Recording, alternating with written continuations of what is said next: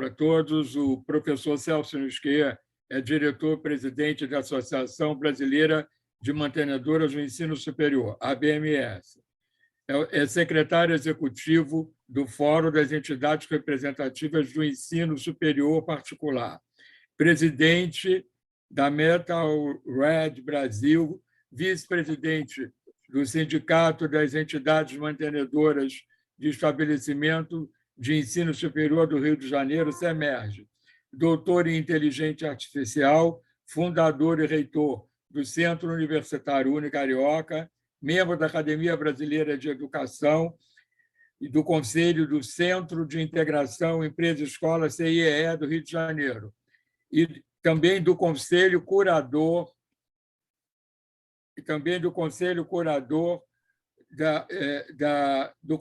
conselheiro do Conselho de Estadual de Educação, foi por 12 anos, onde presidiu a Câmara de Educação Superior, e também é do Conselho Curador da Fundação Padre Anchieta. Bom, professor Celso Nisquet, com os nossos agradecimentos, por favor, inicie a sua palestra.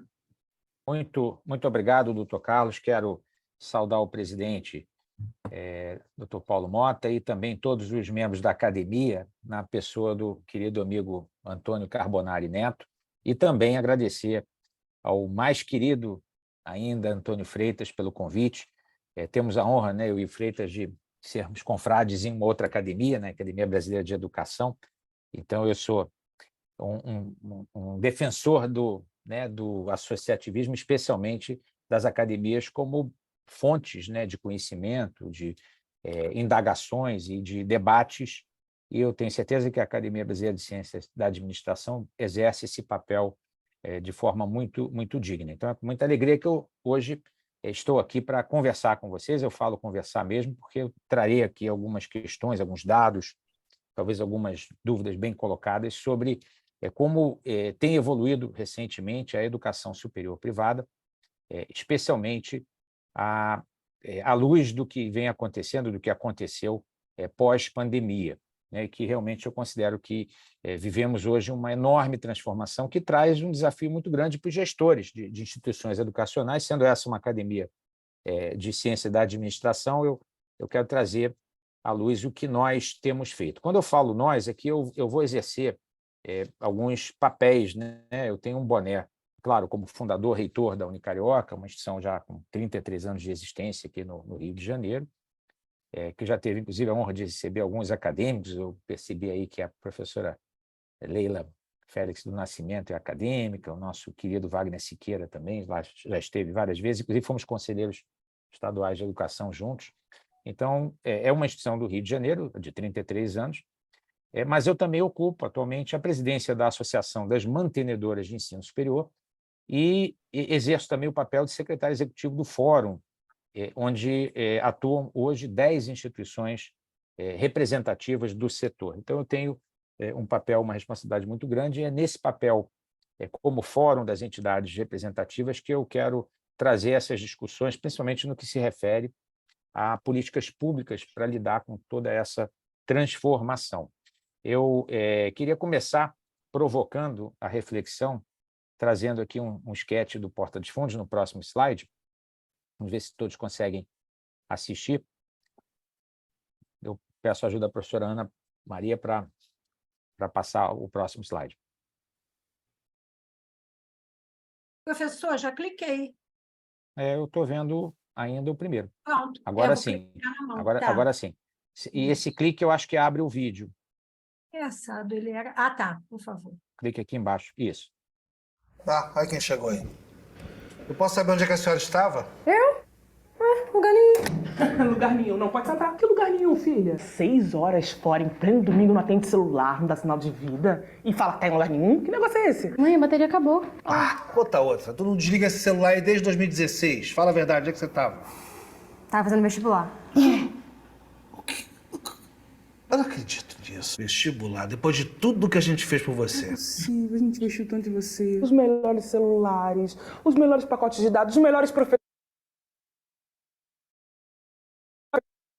professores de piseiro. Tua mãe largou a carreira pra ficar em casa aqui te ensinando a fazer slime. Gastou rios de dinheiro com ring light, tudo que é bitola, pra poder iluminar essa tua cara de ingrata. Gastou dinheiro com maquiagem gringa, com impulsionamento de post merda e tudo que é rede social, pra você jogar isso tudo pro alto. Vai fazer o quê? Medicina? Engenharia. Quê? Ah, não, Isso é profissão, isso aí? Tu vai jogar tua vida no lixo mesmo, né, Ana? Filho, o que você quer?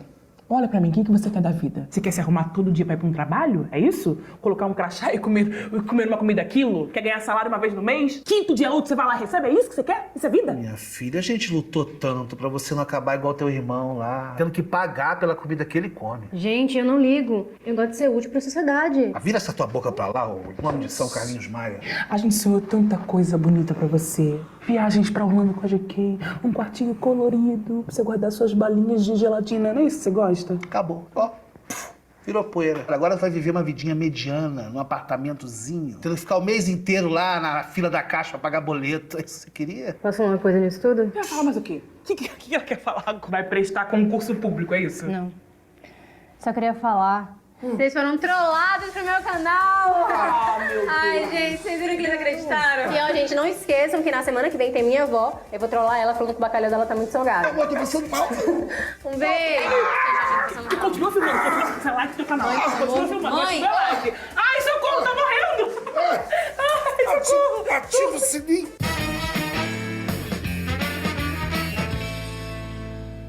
Ó, enquanto meu pai não acorda, a gente tá fazendo aqui uma make nele. Talvez ele não acorde, né, meu amor? Pai? Pegadinha do papai! Trolei! Legal. Queria pedir para dar um pause e comentar com vocês que esse esquete do Porta dos Fundos tem mais de 1 milhão de views e repercutiu muito no meio universitário, até porque faz uma crítica ácida à educação superior, né, como uma estratégia de vida e uma opção dos jovens. E eu abri a minha apresentação do fórum, né, das políticas que a gente defende, junto ao ministro da Educação, Camilo Santana, com o mesmo esquete apresentei no Conselho Nacional de Educação, porque, gente, a ideia é pensar o seguinte, a educação formal ela não está perdendo o mercado para concorrentes, ela está perdendo o mercado para a educação não formal. Nós que somos professores, sei que tem muitos aqui que também são professores como eu, sabemos que a relevância da educação, em geral, da educação superior em particular, é a que está em jogo. Como nós podemos atrair os jovens, e aqui os pais dos jovens também, né, tirando a ideia de um caminho fácil para o sucesso, né, que hoje é o que muitos jovens pensam. Eu tenho um caminho fácil, vou me tornar um influenciador, para que eu preciso de um curso superior? Então, esse é o contexto que eu queria abrir a minha apresentação, e vale só um último comentário aqui, curioso, essa esquete foi feita por uma jovem de 29 anos, chamada Gabriela Nisquier, que praticamente perdeu a mesada depois que ela inventou isso, porque ela, como a Andréa, minha esposa, diz, ela quer destruir o negócio da família.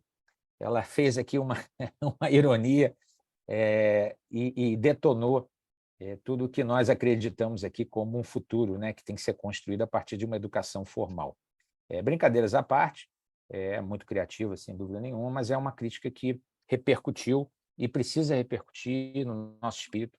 Que tipo de educação nós queremos para os nossos jovens, à luz de todas essas oportunidades, vamos chamar assim, que eles vislumbram nesse mundo tecnológico das redes sociais e dos canais digitais. Então, é com essa reflexão inicial que eu queria avançar aqui na minha apresentação.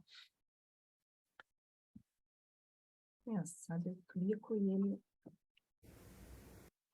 Então, só para dar o contexto que eu comentei rapidamente, essas são as entidades que compõem o fórum, né, a BMS, que eu presido, mas também a Associação de Faculdades Isoladas, a ABRAF, a AMPESC de Santa Catarina, a NACEL de Centros Universitários, a CONFENEM, que é a Confederação Nacional de Estabelecimentos de Ensino do Brasil, a FENEP, Federação de Escolas, o SEMEST, Sindicato do Rio, Sindicato da Bahia e Sindicato de São Paulo, que é o SEMEST. Então, é um grupo importante que agora tem também a Associação de Fundações Educacionais de Minas, a AFESMIG, que acabou de associar. São um grupo de 10 instituições que atuam em conjunto em prol do desenvolvimento do setor e, nesse momento, em prol também de uma, vamos dizer assim, uma evolução, eu diria uma revolução na maneira como se ensina e também na maneira como se aprende.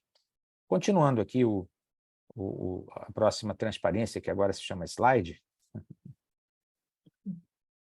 eu queria trazer alguns números importantes para vocês entenderem em que momento nós estamos, talvez nem todos conheçam a dimensão desses números. Vejam que hoje nós temos das mais de 2.500 instituições de ensino superior no Brasil, 87%, quase 88% são privadas. O que são instituições privadas? Instituições como a FGV, como a Unicarioca, grandes grupos educacionais, pequenas faculdades do interior, confessionais, comunitárias. Nós temos um riquíssimo ecossistema de organizações de educação superior que merece ser preservado, que é o caso único no mundo, porque aqui não só a preponderância não é do setor público, já há bastante tempo, mas o setor privado em si é muito rico.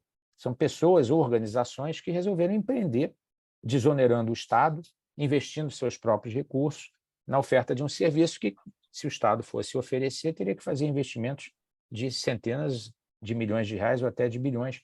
A infraestrutura hoje instalada pelo setor é importantíssima para o futuro do país. Quase 7 milhões de estudantes universitários são estudantes dessas instituições privadas. Do total de 9, cerca de 9, 7 praticamente são dessas instituições. Vejam a dimensão da responsabilidade social que o nosso setor tem em entregar novas gerações de alunos em prol do desenvolvimento do país. É isso que a gente vem trabalhando muito no fórum. Nós, antigamente, né, na época em que dos heróis, né, dos heróis do crescimento, eu menciono aqui o professor Gabriel Mário Rodrigues, que trabalhou com Carbonari, né, em muitos projetos, né, professor Hermes, grandes empreendedores que levantaram o setor. A briga era por um lugar no ônibus, né?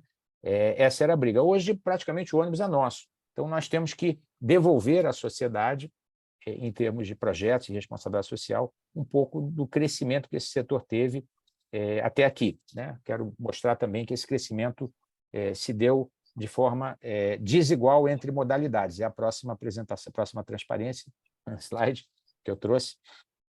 Vejam, do lado esquerdo é o total, a evolução das novas matrículas no Brasil. Vejam que já em 2021, é o último dado do censo é 2021, né? Nós não temos ainda o censo 2022, 71% dos novos ingressantes ingressavam na modalidade do EAD.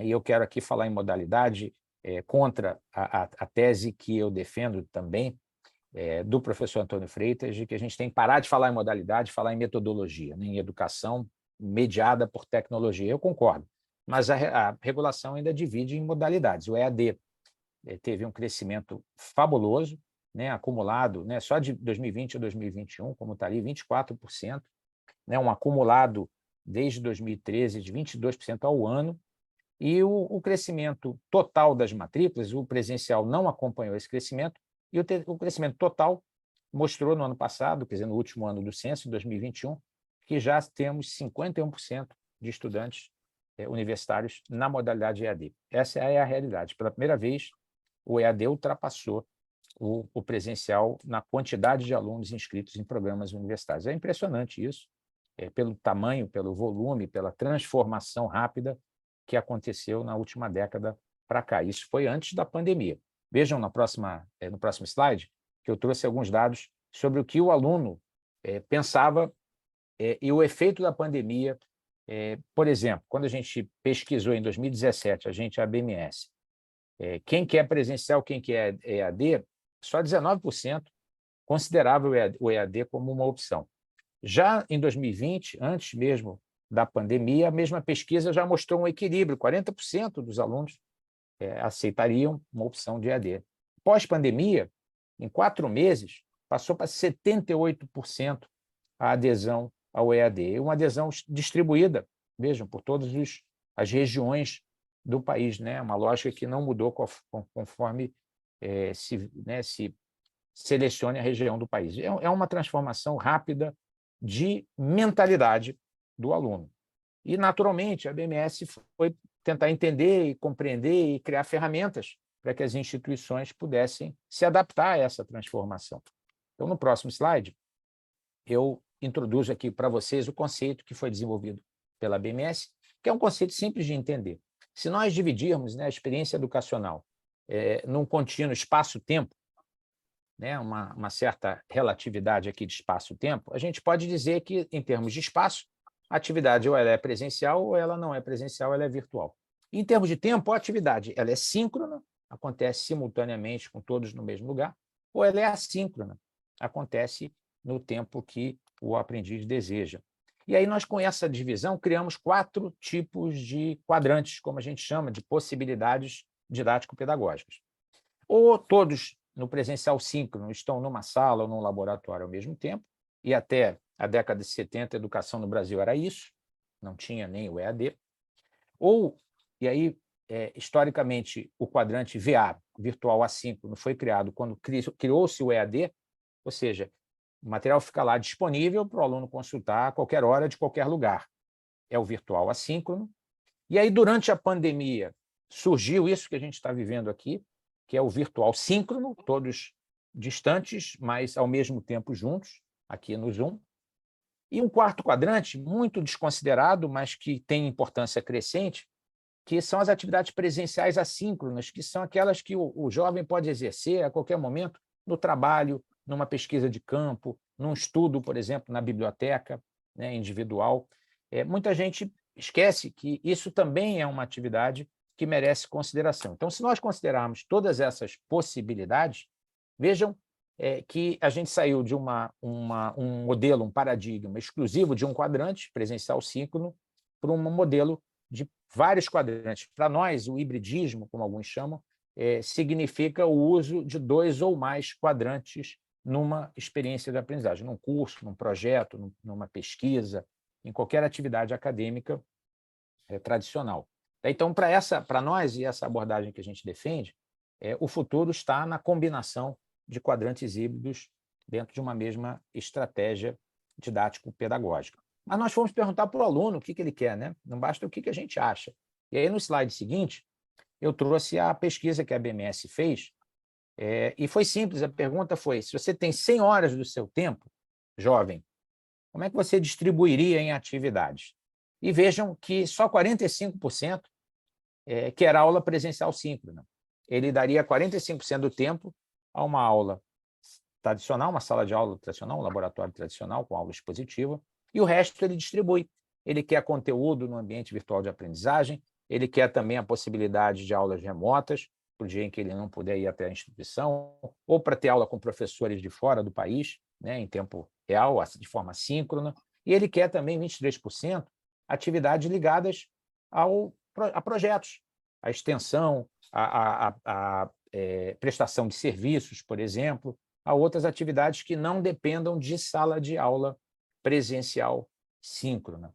Vejam que interessante isso, né? Esse é o modelo que nós temos desenvolvido e apoiado dentro da nossa atuação como ABMS.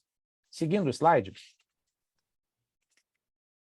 a gente perguntou para alguns cursos que são mais regulados como ele dividiria. Então, a gente fez a mesma pergunta, mas para direito, né? E vejam que aqui o direito, surpreendentemente, ele quer mais conteúdo do que a primeira pergunta. Então, né, muita gente pensa, e aí principalmente os professores de direito pensam assim, não, mas o curso de direito é um curso presencial. Não é o que o aluno acha. Ele acha que um curso de direito também pode ser quebrado em vários quadrantes possíveis de aprendizagem. A gente perguntou também para os cursos da área de saúde. No próximo slide, a gente tem aqui psicologia. Vejam que psicologia, menos ainda, né? O presencial, ele quer ainda poder usar material, 29% quer usar material didático no AVA, né, como chama, no ambiente virtual de aprendizagem. E a gente perguntou para a enfermagem também, que é o próximo slide. E aqui a enfermagem já tem uma presença um pouco maior, comparativamente com os outros dois, do presencial, que se imagina que seja, naturalmente, a parte prática da área de saúde, que é importantíssima e não deve ser desconsiderada. Nós, na BMS, não acreditamos em que um curso de saúde deva ser 100% à distância. Não acreditamos. Não precisa ser e nem deve ser, no sentido de dar a chance das atividades práticas presenciais que são necessárias na formação de um profissional de saúde, né? Principalmente um médico. Então, aqui, não obstante, né, a resistência de muitas corporativistas, né, de muitas entidades corporativistas que não querem o EAD, o aluno quer, maciçamente. E o desafio é como as instituições tradicionais se adaptam a esse novo perfil de estudante. Podemos debater isso aqui um pouquinho depois, claro, mas esses são os dados que eu quis trazer para ilustrar o tipo de desafio que nós temos hoje frente às instituições. Eu trouxe aqui no próximo slide as carreiras mais procuradas, o top 10 dos cursos presenciais e dos cursos EAD.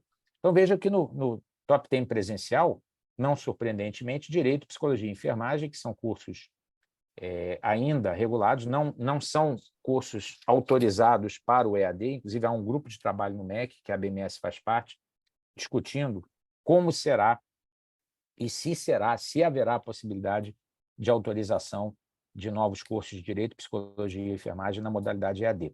Eles ainda têm espaço garantido, reserva para o presencial. Já no EAD, os mais procurados são Administração, Pedagogia, Contábeis e conhecimento interessante da área de tecnologia, né? Análise e desenvolvimento de sistemas veio crescendo aí também significativamente. Alguém pode perguntar, mas pedagogia está crescendo, né? E eu vou mostrar em seguida a remuneração tão baixa, mas é um curso vocacional. E nós temos no Brasil milhares de professores que não têm nível de formação superior, nível superior de formação. E aí, quando eu vejo, né, o grupo de trabalho que foi formado no MEC, nós também fazemos parte, para discutir a formação inicial de professores, com um toque de preocupação com relação à modalidade EAD, sem dúvida, a gente tem que estar preocupado com a qualidade do EAD e realmente preocupa, né, algumas ofertas, mas o EAD em si, como modalidade, não tem nada de errado. Ele traz uma flexibilidade, ele traz um alcance nacional, ele traz a oportunidade de professores leigos poderem se qualificar. Então, nós não podemos abrir mão da modalidade, até porque pedagogia, como está aí, é um dos cursos ainda muito procurados e também até oferecidos pelas universidades públicas na modalidade EAD. Seguindo aqui na apresentação, eu quero... Bom, isso aqui é importante, né, e depois eu posso deixar essas informações. Esse trabalho todo dos quadrantes híbridos, ele suscitou diversas publicações, inclusive o Carbonari me ajuda aí sempre com um ou outro erro de revisão nas publicações da BMS, mas a primeira foi sobre a abordagem dos quadrantes híbridos e a segunda já com cases muito específicos, e esse ano sairá a terceira versão um terceiro trabalho a respeito, já com mais cases de sucesso de instituições que estão adotando os modelos híbridos nas suas ofertas. Tá? É interessante, eu tenho muito orgulho desse trabalho da BMS, porque ele não é só levantar bandeiras, a gente tenta dar os instrumentos para que as instituições tomem para si a tarefa de melhorar os seus processos, a sua gestão, né, e inovar. Eu acho que não dá para ser uma associação só de pires na mão, pedindo mais recursos para o governo federal. Nós temos que dar o caminho e incentivar as boas experiências como essas que a gente está mostrando aí no segundo e-book. Muito bem, seguindo, a gente também criou na BMS um indicador de empregabilidade. Na segunda versão, a segunda versão sai agora em junho, essa é a versão do ano passado, nós juntamos várias instituições, que inclusive têm abrangência nacional, e fizemos uma pergunta para os egressos após um ano de formados. Quantos estavam trabalhando na sua área? E a gente descobriu isso. A gente descobriu que, por exemplo, na área de computação, é o maior índice de empregabilidade de todos. Isso se mostra em todas as regiões do país. A gente tem os dados segregados por região, por área, por instituição. Aliás, a instituição recebe um relatório confidencial de como ela se compara com a média das instituições da sua região em cada área. Então, é um instrumento também de planejamento e organização das suas ofertas e dos seus currículos. E, lamentavelmente, a gente tem ainda áreas com menor empregabilidade, né? Direito, alguém pode estar dizendo assim, mas por que tem baixa empregabilidade de direito? É porque muitos profissionais, ao final de um ano, ainda não completaram a etapa do teste no exame da ordem e, portanto, os que pretendem fazer concursos e atuar como advogados, não só bacharéis, eles levam um tempo. Então, aqui a explicação para o direito é um pouco do timing que foi considerado. Agora, um ponto aqui que eu queria destacar, e isso é importante, Freitas, né, para todos nós que atuamos nessa área, a engenharia voltou a crescer o índice de empregabilidade por conta da falta de profissionais formados. Como a engenharia encolheu nos 6 anos, 5 anos para cá, já começa a faltar profissional na ponta, e as empresas, então, estão contratando, né? O segundo melhor índice de empregabilidade. Aqui é um ponto interessante.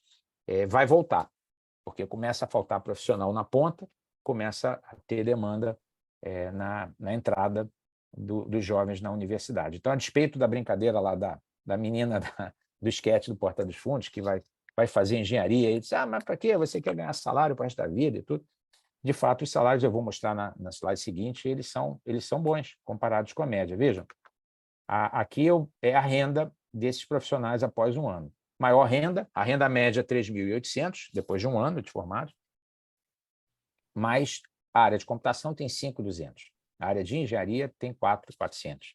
Né? A segunda melhor, junto com a área de hospitalidade, curiosamente, né? Com uma renda alta, talvez também faltando profissionais, e educação e humanidades, que são cursos que formam professores no nível mais baixo, o que traduz a pouca preocupação da nossa sociedade, do nosso país, com a importância do professor. Né? Aqui, lamentavelmente, apesar da pedagogia ser um dos mais procurados, é um dos que menos remunera. E isso é um grande dilema do país, né? Que tem que ser resolvido com políticas públicas mais adequadas. Então, interessante. Vocês terem, sairá a próxima versão em junho, né? Eu posso encaminhar depois para todos os acadêmicos, como vai ser a comparação também ano a ano desse indicador de empregabilidade, que foi desenvolvido com parceria da empresa Simplicities, que é uma multinacional voltada para a oferta de soluções de carreira para estudantes. Muito bom. Então, seguindo aqui, e já próximo não do fim, mas do início dos debates, do fim da apresentação e do início dos debates, o que faz o Fórum a respeito de tudo isso que foi falado aqui? Bom, ele defende 10 bandeiras que vão ser agora ratificadas no encontro em maio que teremos, o 15º Congresso Brasileiro de Educação Superior Particular. O Freitas vai estar lá, o Carbonari, se Deus quiser, vai estar lá. Aliás, a Leila Nascimento, que é acadêmica, vai estar também. Primeiro, a gente defende modernizar o marco regulatório da avaliação e da supervisão por tudo o que foi dito. Né? Nós temos ainda os SINAES, que é o Sistema Nacional de Avaliação da Educação Superior, completa 20 anos. Acho que é um patrimônio do país, mas como qualquer jovem ou adulto de 20 anos, merece aprimoramentos e revisões, principalmente no que diz respeito ao uso das tecnologias. Eu não acredito, na época de machine learning, algoritmos e estatísticas, eu não acredito que tenhamos que ter o Estado bancando um processo de visita a todas as instituições. É muito fácil hoje colher dados e, através de estatísticas, identificar as instituições que estão correndo fora da curva. Né? Eu acompanhei aquela instituição, olha, 2, 3 anos aqui, esse indicador dela tem caído. Aí eu vou lá e verifico. Agora, para que verificar periodicamente se a instituição pode oferecer esses dados e o sistema identificar tendências positivas e negativas? Então, falta inteligência no sistema de avaliação e, consequentemente, de supervisão da educação superior. Quero destacar aqui até que tem um programa muito interessante na FGV, na Escola de Direito, aqui no Rio, que, inclusive, um colaborador meu completou o mestrado exatamente estudando novos modelos de regulação no grupo do professor Fernando Freitas. E é um grupo que está se destacando aí nessa linha temática, e é muito interessante a FGV ter esse caminho aí de pesquisa a respeito de novos modelos de regulação. O segundo ponto é a defesa da inclusão dos jovens. Nós estamos longe das metas do PNE, já sabemos, as novas estão sendo discutidas agora pelo Fórum Nacional de Educação, o BMS tem assento, mas batemos longe no alcance, na penetração de jovens universitários. E é claro que, para que isso seja alcançado, não basta a força do setor, tem que haver um incentivo das políticas públicas através de formas mais inteligentes de financiamento estudantil, e existe já um grupo de trabalho também rediscutindo o novo FIES, e nós também queremos e vamos participar desses debates. O ProUni e o ProIES são políticas públicas de inclusão muito bem sucedidas. O custo de um aluno do ProUni é muito menor do que o custo de um aluno da Federal. E eu sei que são coisas que não comparam, porque o nosso sistema de universidades públicas ele é fantástico, principalmente pela colaboração na área de pesquisa. Mas é verdade que, para atingir os números que a gente precisa, sai mais barato oferecer vagas no setor privado, e, obviamente, garantindo a qualidade mínima, do que expandir a área pública, que, na minha opinião, deveria ser vocacionada, como já é, para as pesquisas e a prestação de serviços à comunidade. Aliás, eu sou fruto de um doutorado na COP, e, portanto, eu conheço e valorizo a importância das universidades públicas na formação de pesquisadores. As linhas de financiamento são necessárias. Hoje eu li que o BN10 vai fazer uma linha de financiamento para bares e restaurantes, pequenos bares e restaurantes. Eu acho ótimo, sofreram muito na pandemia. Mas e as pequenas e médias instituições de educação superior que sofreram mais ainda e que estão em dificuldades enormes? Então, nós estamos em contato com o BN10, hoje mesmo eu tive uma conversa a respeito, para defender linhas de financiamento, para que as instituições possam não só sobreviver, mas inovar. Para adaptar os quadrantes híbridos, precisa de investimento tecnológico. Para atender essa expectativa dos estudantes, as instituições têm que investir. Não basta o mantenedor mudar a cabeça dele, ele precisa ter dinheiro no bolso. E aqui a nossa defesa é por linhas de financiamento, assim como uma reforma tributária justa para a educação, porque não adianta botar recursos de financiamento de um lado, né, para a instituição, e tirar de outro através de tributos exagerados para um setor que já desonera o Estado enormemente. Então, o tratamento especial da educação é uma das bandeiras do nosso fórum, assim como retornar para a educação básica o que nós conquistamos na educação superior. Então, nosso papel, o setor privado forma 70% dos novos professores do Brasil. Temos um papel enorme na melhoria da qualidade da educação básica a partir da melhoria dos currículos e na formação desses profissionais que precisam ter competências digitais, precisam trabalhar como curadores do conhecimento, precisam entender esse jovem e trabalhar com esse jovem. Isso tudo é papel das licenciaturas e nós temos uma responsabilidade importante. A inclusão na legislação das metodologias híbridas, e Freitas pode falar sobre isso com a qualidade de um ex-conselheiro brilhante do Conselho Nacional de Educação, assim como também o Carbonari. Integrar mais as IES ao mundo do trabalho, e aqui a gente também gastaria um tempo enorme para dizer como as instituições, né, as universidades formam um jovem e ele depois precisa de uma nova formação quando ele ingressa no mundo do trabalho, porque faltam soft skills, porque ele muitas vezes tem um conhecimento que era mais para atender a prova do ENAD do que realmente para resolver problemas, porque, eventualmente, os currículos são desenhados sem contato com essas empresas, que são as que vão contratar o profissional, né, nas áreas que a gente mostrou mais cedo. Ampliar a participação das instituições nos órgãos e conselhos de governo, especialmente na CAPES, né, nós inverte. A pós-graduação no Brasil ela tem 18% de programas de instituições privadas. É o contrário, né? Assim como nós temos 80% na graduação, cai para menos de 20% na pós. Mas é uma área que está crescendo, principalmente os mestrados profissionais e os doutorados profissionais, e aqui a gente quer participar mais desse debate, que ainda é muito aprisionado pelas universidades públicas, nada contra, mas temos que respeitar a diversidade do ecossistema universitário brasileiro. E, por fim, acho que esse é um assunto que aí o Carbonari pode falar de cadeira, a internacionalização da educação superior particular. E aqui eu falo de uma internacionalização com base nos quadrantes híbridos, ou seja, não é mais mandar um aluno para fora e trazer um professor, é desenvolver atividades, por exemplo, universidades de Portugal dando aula remota para alunos brasileiros, projetos de pesquisa sendo feitos à distância também, ou em atividades de campo, como sugere um dos quadrantes que eu mostrei. Aqui, a internacionalização pode também ganhar um novo avanço à luz de tudo isso que está sendo a evolução tecnológica da nossa sociedade. Então, assim, em síntese, tá? E eu não queria estourar o meu tempo, eu trouxe aqui as dores principais do nosso setor, algumas das soluções que a gente tem trabalhado para mitigar um pouco dessas dores. Muito trabalho regulatório, muito trabalho de desenho de políticas públicas, muito trabalho de eliminação de preconceitos com relação à iniciativa privada em educação, mas é um trabalho que, se não for feito, nós vamos perder valores importantes, que é o ecossistema diverso, né? Há uma concentração crescente, principalmente no EAD.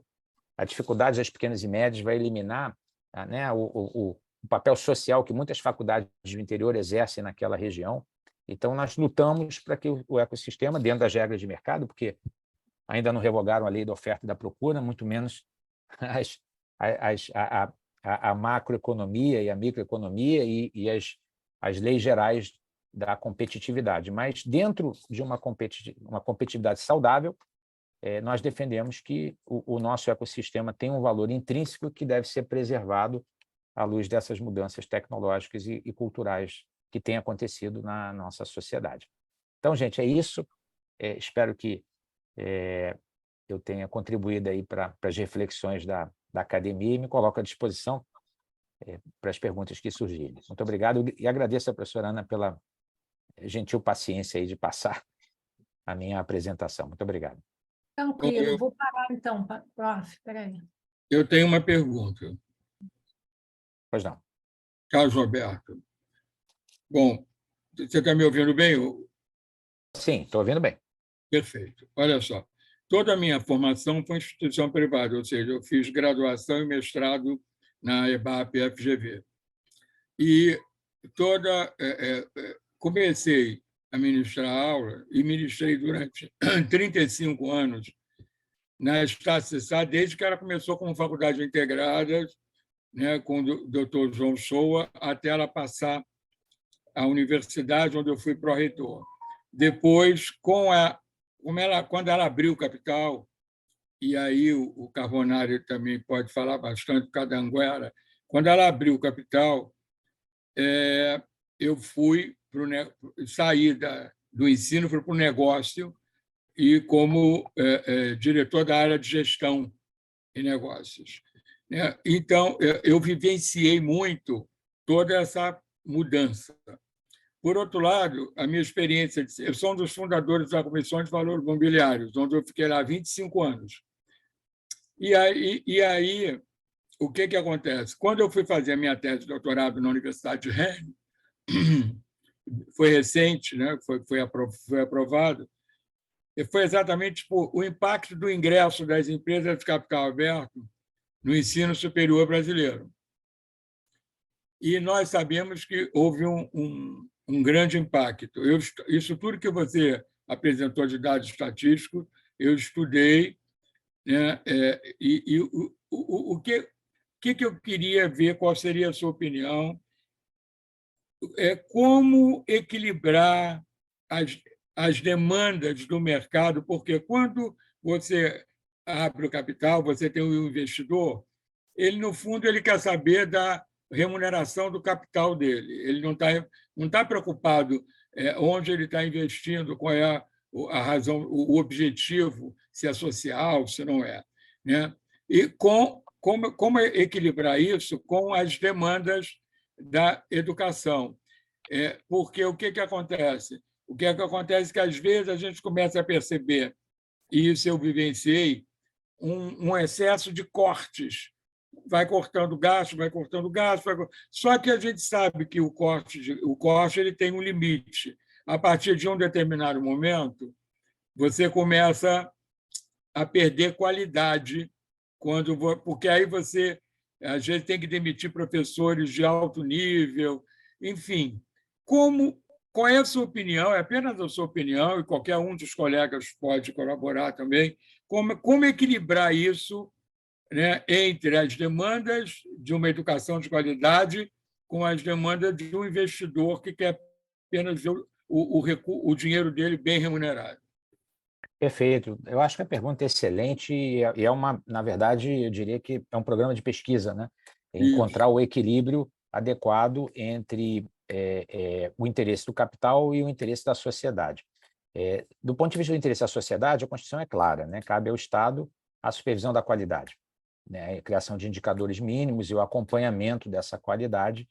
E isso é um dado, né? Isso é claro que o Estado pode ser capturado pelos interesses privados, né? Isso é um outro tema, né, de discussão, Mas a verdade é que um Estado que regula a educação, e isso não está acontecendo hoje, especialmente na educação à distância, com a responsabilidade que deveria ter, e eu abro um parênteses para dizer que estivemos com o ministro e eu disse isso a ele. Nós somos contra excesso de regulação, mas somos mais contra ainda a falta de regulação, porque isso faz com que até mesmo o investimento do capital se perca valor, que é o que está acontecendo. Os grandes grupos têm, as ações despencaram exatamente porque o mercado não ficou mais promissor para ninguém.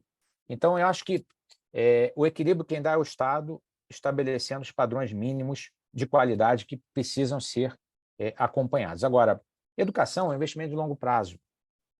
E isso é que, muitas vezes, cria um conflito entre os interesses de curto prazo e as bonificações estratosféricas dos executivos dessas grandes empresas, porque eles tomam decisão com base no bônus anual, enquanto que educação tem que se plantar. Eu vou dar um exemplo da minha instituição, que é uma instituição filantrópica, mas que é gerida como tem que ser, como uma organização empresarial, né? Ela só não distribui o lucro. Nós, quando fizemos investimento em 2007, nós levamos investimento de qualidade, mudança de modelo, nós levamos 5 anos até atingir o primeiro lugar como centro universitário no Rio de Janeiro, posição essa que se mantém há 10 anos. Foram 5 anos. Quer dizer, 5 anos, nenhum capital, a não ser, vamos dizer, de longuíssimo prazo, nenhum private equity se interessa por um prazo tão longo de investimento. Então, o que aconteceu foi que, como havia uma oportunidade de consolidação há cerca de 10, 15 anos atrás, e a promessa era muito clara, vamos crescer 30% ao ano, porque nós vamos pegar esse dinheiro aqui das viúvas da Califórnia e vamos investir na expansão em unidades. E existe demanda, e existia demanda, e foi o que fez o crescimento. Só que era um capital que exigia 30% de retorno ao ano, vamos dizer assim, de crescimento ao ano, e isso não acontece mais, as ações despencaram. Então, o que eu penso hoje, assim, numa análise sobre o futuro, eu ainda não tenho essa capacidade, mas o que eu posso fazer um educated guess a respeito do que vai acontecer é que esses grandes grupos vão acabar se fundindo, porque os ganhos no prazo, a médio prazo, mesmo que volte o FIES, eles vão ser muito maiores na consolidação do que na expansão.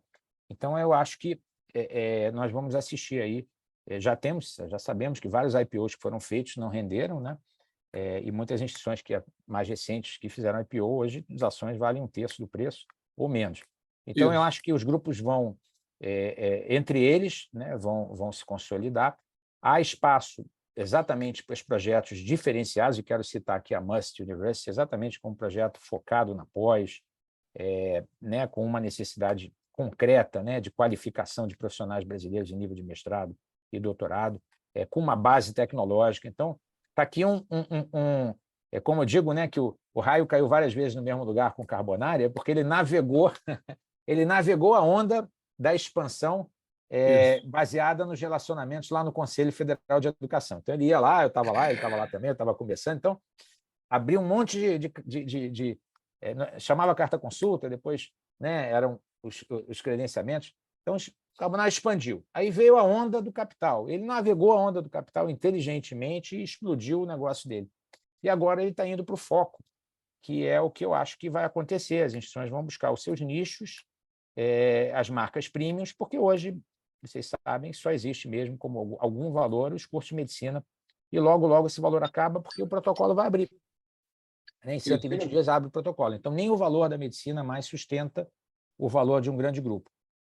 Eu não vejo isso, eu sou agnóstico com relação ao papel dos grandes grupos. O que eu acho é que nós não podemos, a título de consolidação, prejudicar a diversidade e a riqueza do nosso ecossistema. Então, nós, na BMS, a gente costuma dizer que se a gente considera o mercado como uma pizza, nosso papel, meu papel, enquanto estiver lá, é fazer a pizza crescer.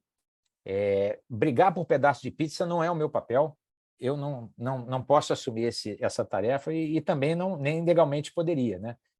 De mediar conflitos de concorrentes. Mas, enquanto eu estiver lá, Carlos, eu acho que eu te respondi aqui a minha visão, o meu papel é garantir que a pizza cresça, não só em termos de volume de faturamento, mas aos olhos da sociedade.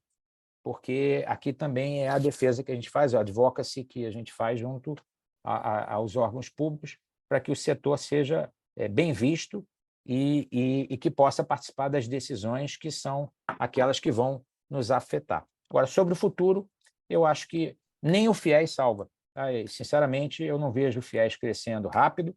Eu não acho que tem FIES para um aluno que não sabe se vai ter emprego. Então, o FIES está atrelado à expectativa do mercado. Por que eu vou pegar um financiamento se eu vou trabalhar como Uber?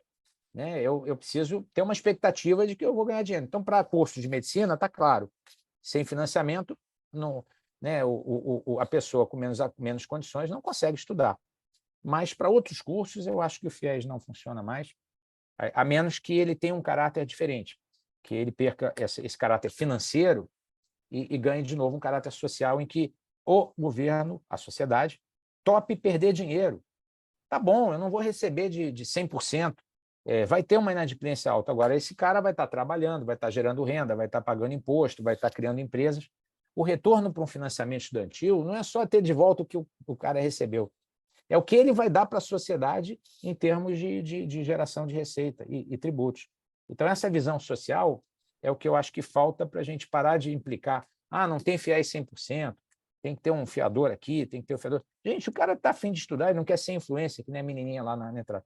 O cara diz assim, eu não quero ser influência, não, vamos me comprometer aqui com 4 anos de estudo para ser alguém na vida. Esse cara tem que ter todo o nosso apoio, né? Se possível, até bolsa, porque o que ele vai gerar para o país é muito mais do que o país vai abrir mão no investimento em mensalidade. Mas, enfim, isso é uma visão muito pessoal e até um pouco apaixonada. Não, está corretíssima. Você, então, você acha que o número de fusões vai aumentar do que o número de novas aquisições, né? Vai ser maior? Já estão conversando, porque o que acontece? Todo mundo tem um conceito de seu próprio valor um pouco inflado, né? Isso, aliás, as pesquisas em neurociência mostram, né? Em psicologia, todo mundo se acha mais do que é. Eu acho que é uma maneira que a natureza nos equipou até para nos dar uma certa agência sobre os nossos atos, né? Então, quando você senta para conversar com dois, um sempre acha que é mais do que o outro, e aí a conversa não anda tão rápida. Mas nada como uma crise, nada como juros altos, né? Nada como faltar recurso para colocar as pessoas conversando a respeito de fusões. E como eu acho que esse governo vai apertar a regulação e a supervisão, então isso também vai ter uma força muito importante, não só de melhorar a qualidade, mas também de empurrar a necessidade de investimentos e, consequentemente, a busca de capital para esses investimentos. Eu gostaria de saber uma outra opinião sua. Tá? Porque como eu estou O Carbonari vai ficar com a mão cansada ali. Mas eu deixo, Carbonari. Eu prometo não fazer mais outra pergunta. Essa daí também me interessa muito, porque acontece o seguinte, eu fiz parte daquele grupo do Paulo Renato que saiu avaliando as instituições, né, de ensino superior, né? Então, eu fiz parte dessas comissões, eu fui, inclusive, presidente de comissão, e o que eu hoje ouço? Que toda essa papelada do MEC, o MEC está burocratizando muito esse processo. E está muito centralizado também, porque o MEC ele normatiza, ele executa, ele mesmo avalia. Então, eu queria saber a tua opinião pelo seguinte: não poderíamos ter o MEC avaliando só os alunos e ter uma agência reguladora para as instituições de ensino?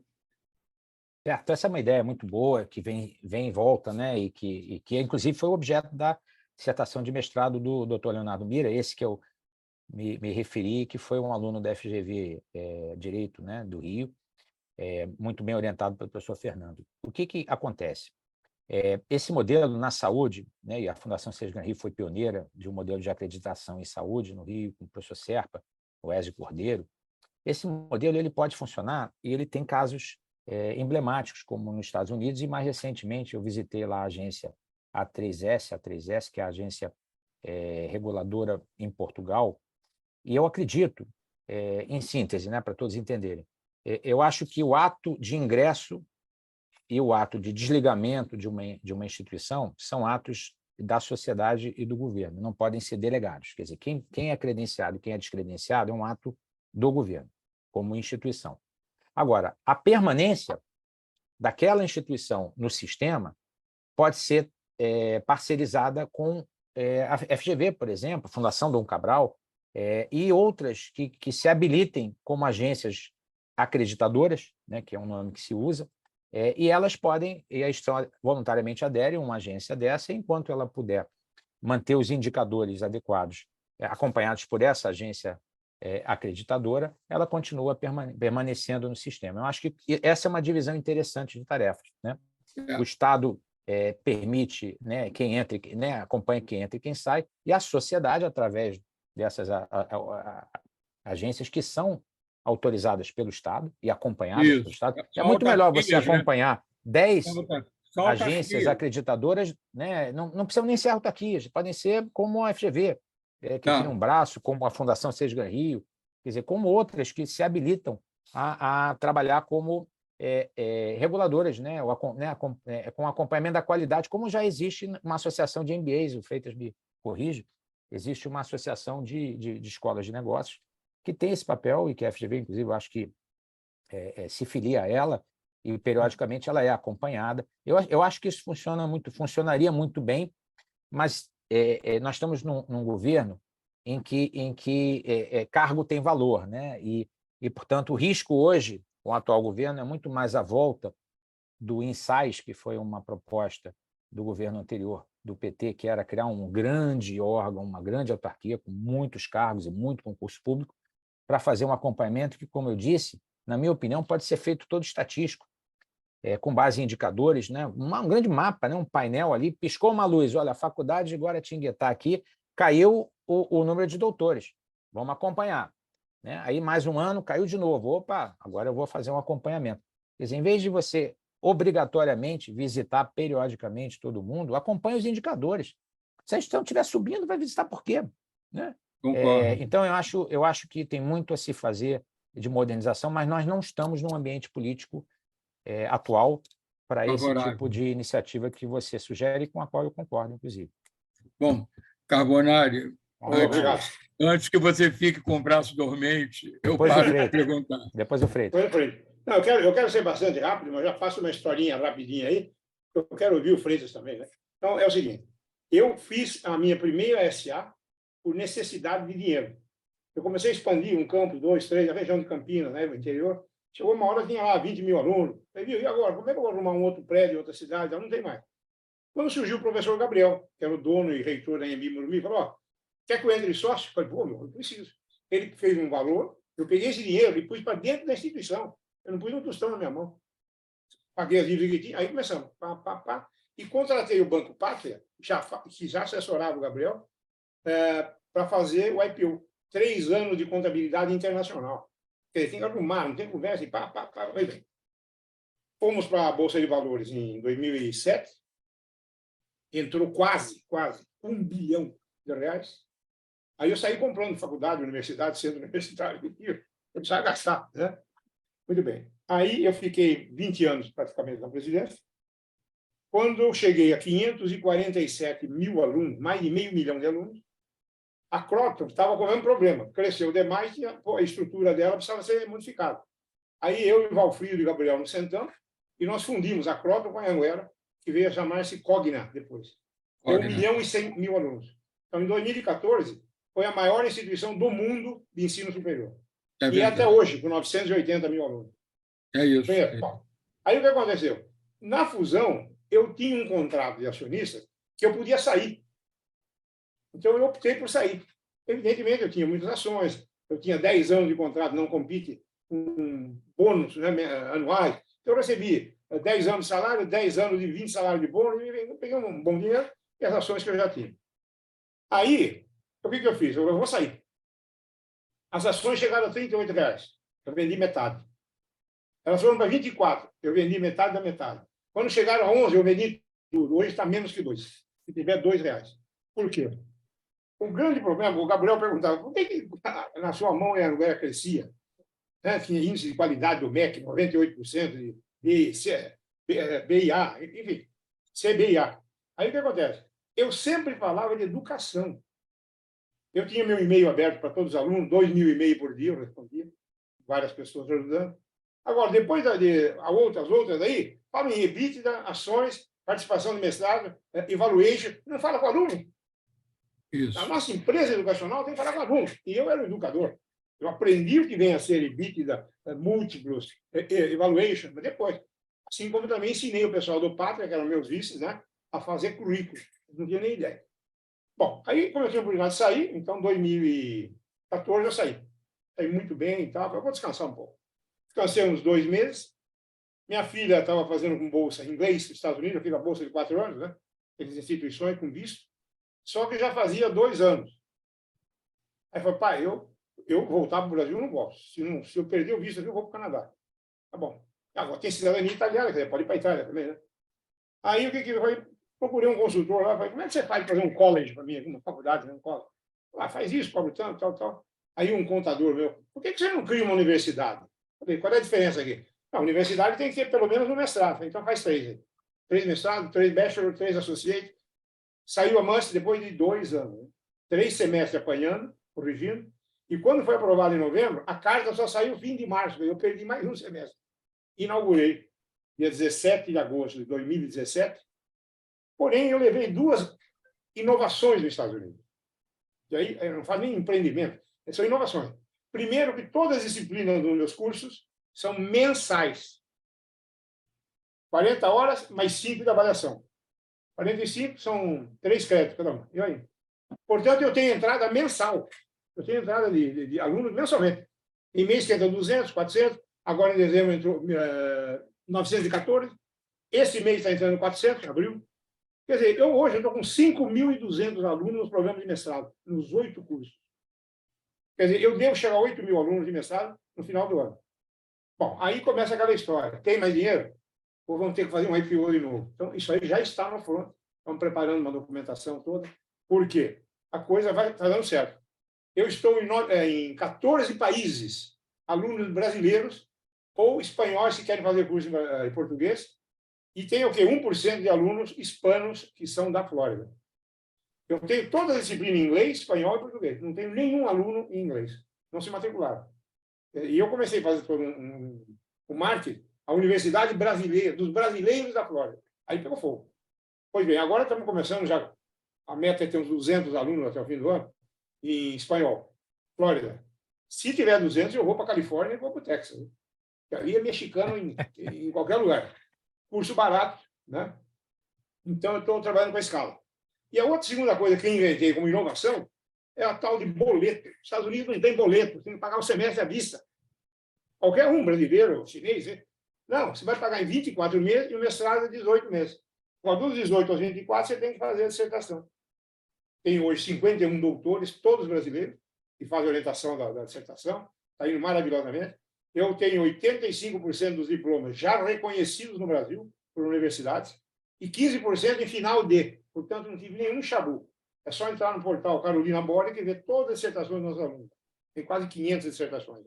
Então, o que acontece? Foi um sucesso, deu certo, está funcionando bem. Né?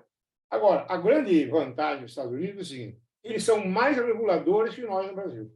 Mas você precisa saber suplantar isso aí. Né? Não, eu quero que o professor, doutor, né, mestre não dá aula aqui. Tudo bem, todos os doutores. Você vai se adaptando. Né? Eu tenho uma inspeção física uma vez por ano. Esse ano, semana retrasada, mandaram um cara indiano, naturalizado americano. Você vai lá ver o papel, como é que é isso, como é que é a frequência. Logo, né? E todo ano você tem que renovar sua licença. A primeira e a segunda, eles fazem uma renovação provisória. A partir da segunda, cumpriu, é só ir lá requerer. Qualquer outra universidade dos Estados Unidos é assim também. Eles entregam o ofício e é prorrogado. Pois bem, Legal. Já estou preparando 2 doutorados, em administração e em educação. Né? E lá é mais fácil fazer o PhD do que fazer o EDD, ou Business Doctor, né? Porque esse daí é 3, 4 anos. O PhD não, 2 anos dá para fazer, 2 anos e meio. Então, e para nós é um título excepcionalmente bom, vale, e 100% online. Né? Com as dissertações de tese, com orientadores daqui, de lá e tal. E também está crescendo o hispânico, então acho que a coisa está muito bem plantada. Eu queria dizer também, Celso, rapidamente, é o seguinte: Você colocou uns quadros aí extremamente maravilhosos, já copiei aqui, mas um me deixou extremamente feliz. Foi aquele que você coloca, salário de engenheiro está alto, cientista da computação. Aí você vem lá, educação, 2.500. Humanidade, 2.700. Espera aí. Quando eu estava na Anhanguera, os cursos de letras, de pedagogia e economia sempre estiveram cheios. Por quê? Eu fazia minha propaganda para as pessoas certas. Então, vinha para fazer letra, pedagogia, frentista de posto de gasolina, garçonete, menina de menino do comércio. Eles ganhavam 800, salário mínimo. O professor ganha 2.200. Opa, era inclusão social e ascensão social. Sempre tive cheia. Né? Criei durante 5 anos curso de economia de graça. Grátis. Região de Campinas. Eu tinha 40 candidatos de vaga. A Unicamp tinha o quê? 20, 25. Então, você tem que ter algumas estratégias, né? E táticas para fazer funcionar. E isso significa o quê? Ser inovativo, ter um pouco de empreendimento, ter vontade de acertar e trabalhar duro. Não adianta, eu trabalho 10 horas por dia, não sabe. É 18. Se não fizer isso, a coisa não anda. Então, esses gráficos que você mostrou foram muito bons. A gente está vendo que o EAD está crescendo bastante. Né? Eu, quando estava na Uniderp, que eu adquiri o Pedro Chaves, nós criamos o EAD em enfermagem. Mas só seria polo os colégios que tinham o colégio técnico de enfermagem. Então, ele mesmo tinha um, Anápolis tinha outro. Então, o polo de AD de enfermagem era no colégio técnico de enfermagem, os laboratórios, a clínica, etc. Então, o curso maravilhosamente cresceu bastante. Agora, tinha polo em cima de posto de gasolina. Eu, quando o Fernando Haddad assumiu o ministério, eu fui, entreguei e cancelei 30 polos na frente dele. Mostrei aqui, nenhum polo que não tenha qualidade vai sobreviver à minha gestão. Então, organizei tudo, treinei todo mundo. Então, eu vejo que o EAD está crescendo, e aí eu defendo a tese do professor Freitas, nosso querido ilustre conselheiro, eu sempre admirei, né? Porque até muito feliz de ficar do lado dele. Imagina eu do lado do Freitas, um negócio, é um sonho para mim. E a tese é isso, que não existe modalidade de ensino presencial EAD. Né? E sempre existiu isso no mestrado. Eu vi aqui na Unicamp, a PUC de São Paulo. Eu fiz 2, 3 mestrados. O que acontece? Você ia lá um dia, dava um livro, vai estudar essa lição para a semana que vem. Eu não ia mais durante a semana. Já era híbrido, né? Como os mestrados são até hoje, nas públicas. Ninguém vai semanalmente, rigorosamente. Então, a CAPES, infelizmente, ela está muito atrasada, tem muita gente boa, mas ela teria que dar um pouco mais de liberdade para a instituição fazer alguma coisa. Por exemplo, a universidade, por lei, tem autonomia para criar, fechar, extinguir, qualquer tipo de curso. Aí vem uma portaria e fala que não pode medicina e direito. Portaria é coisa de porteiro. É lei. Lei pode. Tanto que o direito EAD, a PUC de Minas, abriu na sua autonomia, entrou na justiça e ganhou. Por quê? O Supremo sabe que está certo. Então, a gente tem que, já que deu autonomia de lei, uma portaria restringe, uma resolução restringe. Então, o Brasil é isso. Infelizmente, entra um presidente, entra outro, e vai. Esse é mais liberal, aquele é menos, esse é mais paisão, esse é mais progressista. Então, a gente tem que tomar cuidado. Eu digo sempre, tudo que a gente está errado hoje, nós teríamos que fazer um esforço com a Frente Parlamentar de Educação a transformar em lei. Transformou em lei, dificilmente alguém vai mudar, porque tem respaldo na Constituição. Perfeito. Então, essa foi mais ou menos a minha ideia que dei para vocês. Já fiz um convênio, desculpa. Eu já fiz um convênio com Portugal agora, já tenho orientadores de dissertação de Portugal, com compromisso que a Universidade Aberta de Portugal vai registrar os meus diplomas lá. Ele registrou em Portugal, registrou na Europa, né? Qualidade europeia. Então, a gente tem pensado nessa situação. Né? Carbonário Freitas está precisando falar. Tem verdade. Pode falar, Freitas. Eu tinha diversos comentários, mas vou ser bem rápido. O primeiro deles é, se não fosse a tecnologia online, talvez essa reunião não existisse. Não teríamos o privilégio de estar com o professor Celso Nisquier nesse momento. Que eu me sinto próximo de todos vocês. Quer dizer, essa é uma coisa maravilhosa, porque o contrário seria essa reunião não existir. Não é? Então, eu acho maravilhoso. Segundo, com base no que o Celso expôs, eu acho que um governo como esse, que se diz pró a melhora social, a criar condições para que as pessoas melhorem de vida, de ter equidade social. Como é que eu tenho 2 filhos que estudaram, tiveram bolsa para estudar na UFRJ. Um formou-se em medicina, outro em engenharia, estão muito bem, graças a Deus. Não é? Então, os alunos do Santo Agostinho, do São Bento, das escolas mais tradicionais, estão lá na UFRJ com bolsa. Não pagam nada a bolsa. Então, em vez do ProUni, do FIES, nós precisamos ter bolsa de demanda social, grana, bolsa. Bolsa. É a forma de você realmente fazer com que as pessoas exerçam a possibilidade de melhorar de vida, de equidade social, via educação. Então, esquecer essa coisa de ProUni, FIES, mas é porque não é uma bolsa de estudo para que você realmente saia da pobreza extrema, da pobreza, para um nível decente de vida. Não é? Não precisa ficar enganando essa coisa de ProUni, FIES, mas bolsa. Como é que meu filho, que eu não preciso, podia pagar, teve bolsa para o UFRJ, e o que é pobre não tem bolsa? Eu acho que esse, Celso, deve ser agora a nossa batalha. As pessoas, se você quer realmente alavancar, fazer justiça social, temos que ter bolsa de estudo. Aí sim, você pode cobrar a qualidade das escolas. Agora, uma escola que cobra R$90 por mês, R$100 por mês, você sabe que não pode cobrar qualidade. Não é? Era isso. Eu gostei muito da apresentação do Celso, especialmente por causa dessa coisa, quer dizer, sem você financiar a educação do pobre, como você já financia a educação do rico, essa coisa não vai ter solução. Obrigado, foi excelente. Parabéns, Celso. Obrigado, Freitas, mais uma vez, obrigado pelo convite. Eu queria, só um rápido comentário sobre isso, dizer que nós estamos exatamente concluindo um estudo, vamos apresentar no SEBESP, lá no Congresso, um estudo do Dr. Ricardo Martins, que é assessor da Câmara dos Deputados e um grande conhecedor também dos financiamentos estudantis, faz uma análise histórica e a conclusão dele é exatamente essa. Quer dizer, boa parte do que hoje é oferecido e gasto com FIES deveria ser gasto com bolsa. A gente resolveria o problema de uma vez, porque no final das contas acabam dando anistia para o pessoal lá no final. Então, se no final da anistia, dá logo como bolsa e exige a qualidade da instituição para poder receber os bolsistas, como acontece nos Estados Unidos. Essa eu estou de acordo aí com essa. É um custo Brasil, é mais uma burocracia e mais perda de tempo. Vamos fingir que você paga e eu finjo que eu recebo, né? Não, bolsa. Se o rico tem bolsa, porque o pobre não tem. É isso aí, parabéns. Professor Celso, parabéns, muito agradecido pela palestra. Professor Paulo, gostaria que você fizesse o encerramento.